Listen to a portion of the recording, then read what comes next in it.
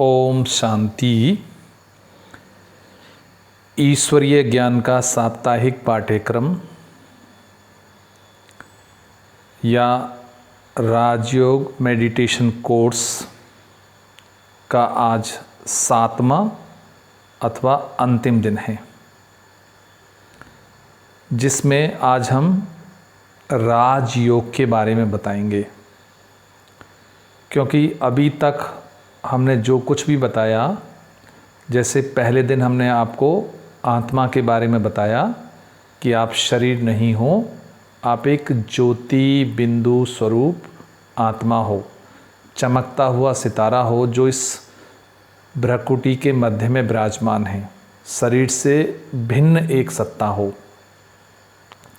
फिर हमने आपको परमात्मा के बारे में बताया कि आत्मा का डायरेक्ट संबंध परमात्मा के साथ है, क्योंकि जो कुछ भी हमें प्राप्तियां होती हैं वो एक परमात्मा से ही होती हैं। इसलिए परमात्मा और आत्मा दोनों का बहुत बड़ा संबंध है। फिर हमने आपको सृष्टि चक्र के बारे में बताया कि ये एक बना बनाया अविनाशी ड्रामा है जो 5000 वर्ष में हूबहू रिपीट होता है। इसमें जरा भी अदली बदली नहीं होती है। फिर हमने आपको कर्म सिद्धांत के बारे में बताया कि कर्मों की जो हम कर्म करते हैं उन कर्मों की हमारी रिकॉर्डिंग रहती है। हमारे पास भी रिकॉर्डिंग रहती है और चित्रगुप्त के पास भी, जो धर्मराज का राइट हैंड है, उसके पास भी रहती है। क्योंकि जो कुछ भी हम कर्म करते हैं, अच्छा कर्म करते हैं तो निश्चित रूप से उसका फल अच्छा मिलता है, और बुरा कर्म करते हैं तो निश्चित रूप से उसका फल बुरा ही हमको मिलता है। तो इस तरह से हमने आपको ये बातें बताई। इससे क्या होता है कि व्यक्ति का दृष्टिकोण बदलता है, सोचने का तरीका बदलता है, और जो थॉट्स हैं इधर उधर बिखरे हुए, कभी इधर जाते हैं कभी उधर जाते हैं, तो वो चैनलाइज हो जाते हैं। और जब थॉट्स चैनलाइज हो जाते हैं तो उनमें शक्ति आ जाती है, और इसी को हम राजयोग कहते हैं। अब दुनिया में योग के प्रकार सबसे प्रचलित है हठ योग। आज अगर योग की बात करें तो मनुष्यों की बुद्धि एक ही चीज़ को विजुलाइज कर रही है। ज़्यादातर मेजॉरिटी लोगों की बुद्धि एक ही चीज़ को विजुलाइज करती है, वो है शारीरिक आसन या शारीरिक क्रियाएं। वास्तव में ये योग हठ योग है, इससे शरीर को फ़ायदा मिलता है। फिर दूसरा योग है ज्ञान योग। शास्त्रों में बहुत कुछ लिखा हुआ है, सभी धर्मों के धर्मशास्त्र हैं, उनमें बहुत कुछ लिखा हुआ है, तो उसके साथ योग लगाते हैं, इसको ज्ञान योग कहते हैं। फिर भक्ति भी एक योग है। भक्ति योग माना बहुतों की भक्ति होती है, भारत में भक्ति की बहुत बड़ा कारोबार है, तो भक्ति योग भी है। फिर मंत्र योग भी है, मंत्र उच्चारण करते हैं, वो भी एक योग है। फिर एक कर्म योग भी है। बहुत सारे मनुष्य इस बात को कहते हैं कि भाई कर्म ही पूजा है। वास्तव में इसमें एक शब्द नहीं जोड़ने के कारण इसको पूजा नहीं कह सकते, क्योंकि बुरे कर्म पूजा नहीं हो सकते। अब किसी ने किसी का मर्डर कर दिया तो वो कर्म पूजा नहीं है। हाँ, अगर ये सेंटेंस ऐसे होता कि श्रेष्ठ कर्म ही पूजा है, तो शायद हम मान लेते कि हाँ सही है। तो इसलिए कर्म, अकर्म और विकर्म, इनकी जो गुह्य गति है उसको समझने के बाद अगर कोई कर्म करता है तो उसको कर्म योग भी कहा जाता है। लेकिन इन सबसे ऊपर है राजयोग।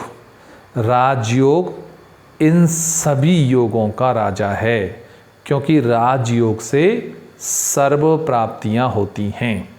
इसलिए भारत में राजयोग का वर्णन भी है, गायन भी है, लेकिन अभी ये प्राय लोप हो गया है। इसलिए परम पिता परमात्मा शिव पुनः आकर के इस राजयोग को मनुष्य आत्माओं को सिखा रहे हैं। अब राजयोग के आधार, वैसे भी योग का एक साधारण अर्थ है जोड़ना। तो जोड़ना किससे? किसी व्यक्ति से भी जोड़ना हो सकता है, किसी वस्तु से भी, किसी वैभव से भी, इसको जोड़ कहते हैं। तो लेकिन राजयोग का आधार क्या है? सबसे पहले जिसके साथ योग लगाना है उसका परिचय होना आवश्यक है। हमको किसको याद करना है? अगर योग ना कह के याद करना कह दें तो किसको याद करना है, उसका परिचय क्लियर होना चाहिए। जैसे हम अपनी दैनिक दिनचर्या में भी अगर किसी को याद करते हैं तो हमारे सामने उसका परिचय क्लियर होता है, वो कौन है। तो सबसे इम्पोर्टेंट पॉइंट है परिचय।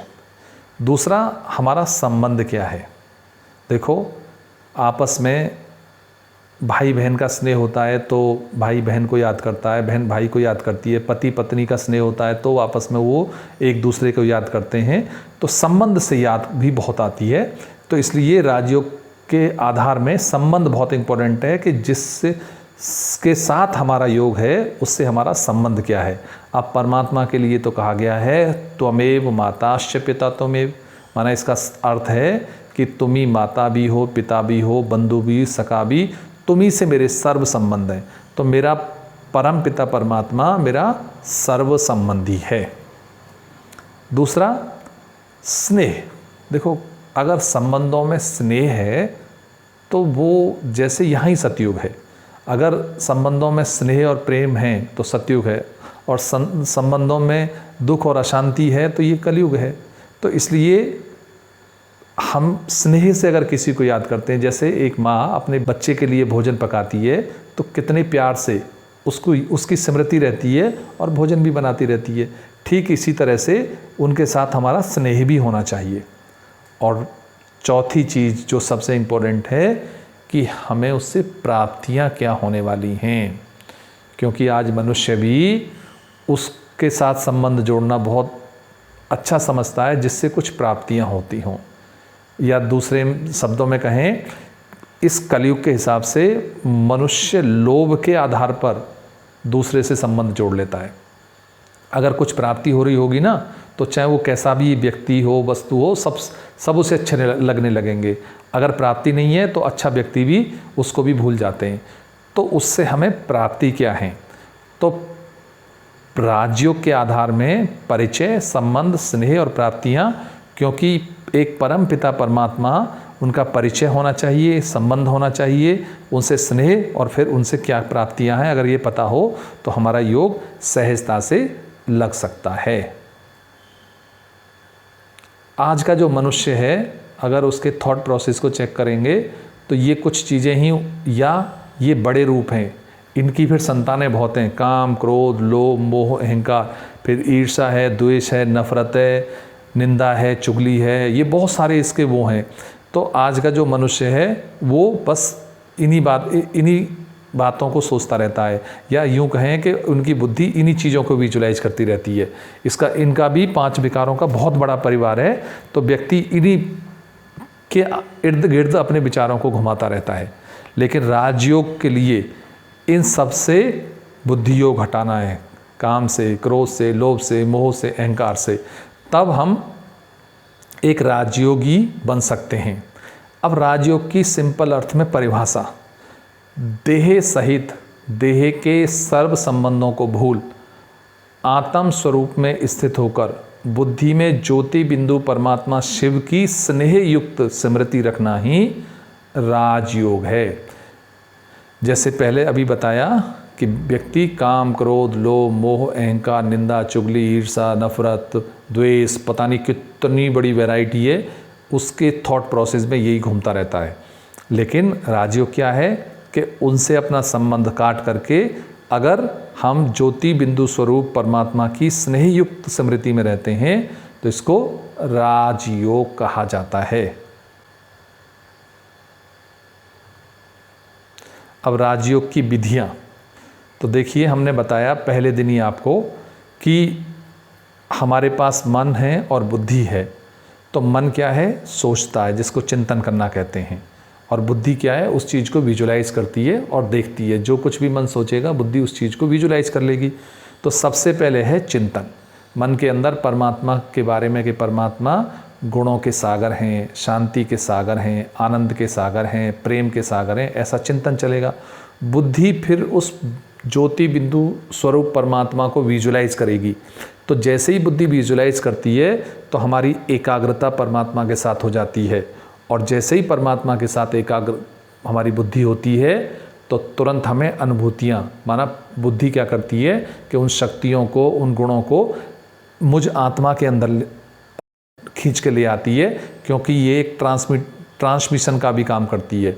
इस चीज़ को इधर से उधर ट्रांसमिट कर देती है, तो फिर हमें अनुभूतियाँ होने लग जाती हैं। यही राजयोग की विधि है। अब राजयोग के स्तंभ, राजयोग के लिए कुछ बातें बहुत आवश्यक हैं कि व्यक्ति किस तरह से राजयोग का अभ्यास कर सकता है। तो इसमें सबसे पहले है पवित्र जीवन। यहाँ पर जीवन बिल्कुल पवित्र होना चाहिए। स्त्री पुरुष के संबंध में पवित्रता होनी चाहिए, ये पहला स्तंभ है। फिर दूसरा, हमारा जो अन्न है, जो हम भोजन ग्रहण करते हैं, वो हमारा भोजन शुद्ध सतो प्रधान होना चाहिए, शुद्ध होना चाहिए, मतलब तामसिक भोजन नहीं होना चाहिए। तीसरा है कि दिव्य गुणों की धारणा, क्योंकि देवता तब कहा जाता है जब उनके अंदर दैवी गुण हैं, तो दिव्य गुणों की धारणा भी करना है। और चौथा है मन के लिए रोज़ाना कुछ न कुछ पॉजिटिव थॉट्स देने हैं, और वो थॉट्स हमें मिलेंगे सत्संग के द्वारा। तो रोज़ सत्संग करना है। तो इन 4 स्तंभों पर बैठ कर के कोई भी मनुष्य अगर परमात्मा की स्मृति में बैठता है तो उसका बुद्धि योग बहुत आसानी से परमपिता परमात्मा की तरफ लग जाता है।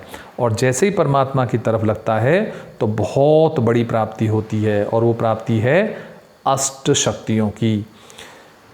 जीवन में व्यक्ति सफल होता है या असफल होता है, वो डिपेंड करता है कि उसके पास शक्तियाँ कितनी हैं, क्योंकि इन 8 शक्तियों के आधार से सारा विश्व चलता है।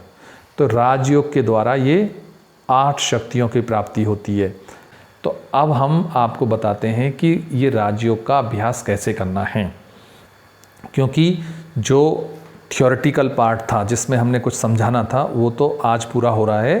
तो हमने करना क्या है, हमने करना ये है कि हम बिल्कुल शांत में बैठ जाएं और अपने आप से प्रश्न पूछेंगे, क्योंकि बुद्धि के अंदर समझ है, बुद्धि उत्तर दे।